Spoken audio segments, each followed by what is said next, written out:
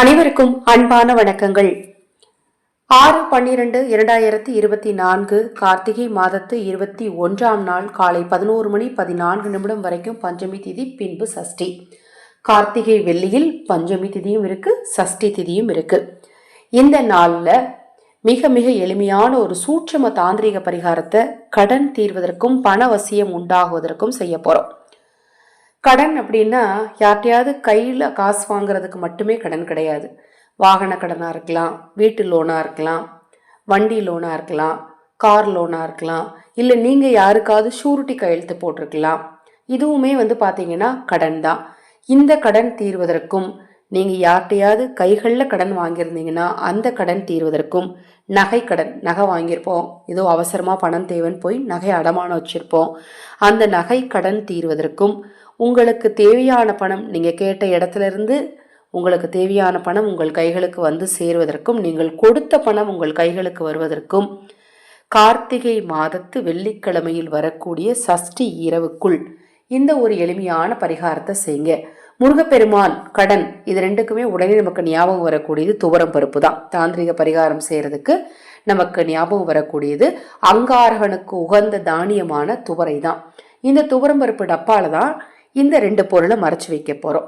நமக்கு ஏன் கடன் ஏற்படுது? நிறைய பதிவுகள் உங்களுக்கு நான் சொல்லிட்டு இருக்கிறேன். கர்ம வினை தான் காரணம். கடன் தீரவே இல்லை அப்படின்னா அதற்கு முழு காரணம் கர்ம வினை தான். அந்த கர்ம வினை தீர்க்கும் 2 பொருட்களை தான் கடன் தீர்வதற்கான அங்கார பகவானுக்குரிய தானியமான துவரம் பருப்பு டப்பால நாம மறைத்து வைக்க போறோம். ஒரு பச்சை நிற துணி எடுத்துக்கோங்க.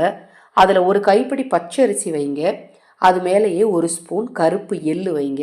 வச்சு டைட்டாக கட்டிட்டு உங்கள் கைகளில் வச்சுக்கோங்க. வச்சுட்டு அந்த மூட்டையை உங்கள் கைகளில் வச்சுட்டு உங்களுக்கு கடன் தீரணும், பணவசியம் உண்டாகணும்னு குலதெய்வத்தையும் உங்கள் வீட்டில் இறந்த முன்னோர்கள் இருப்பாங்க இல்லையா, அவங்களையும் நினச்சிட்டு முருகப்பெருமானையும் அங்காரகனையும் மகாலட்சுமி தாயாரையும் குபேரனையும் மனதார வணங்கிட்டு நிலைவாசலை போய் தொட்டு கும்பிட்டுட்டு கையில் அந்த மூட்டையை வச்சுக்கிட்டே இந்த பிரார்த்தனையெல்லாம் செஞ்சுட்டு நிலைவாசலை தொட்டு கும்பிட்டுட்டு அந்த சின்ன மூட்டையை கொண்டு போய் துவரம்பருப்பு டப்பால வச்சுருங்க.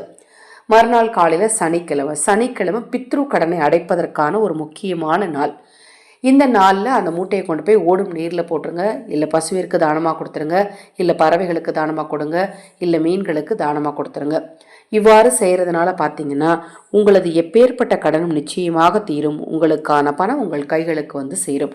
இந்த பரிகாரத்தில் உங்களுக்கு ஏதாவது சந்தேகம் இருந்தாலும், பூஜை பொருட்கள் உங்களுக்கு தேவைப்பட்டாலும், உங்கள் தனிப்பட்ட பிரச்சனைகளுக்கு பிரத்யேகமாக ஆலோசனைகள் பெற விரும்பினாலும் 9344692042 இந்த வாட்ஸ்அப் எண்ணுக்கு தொடர்பு கொள்ளுங்க.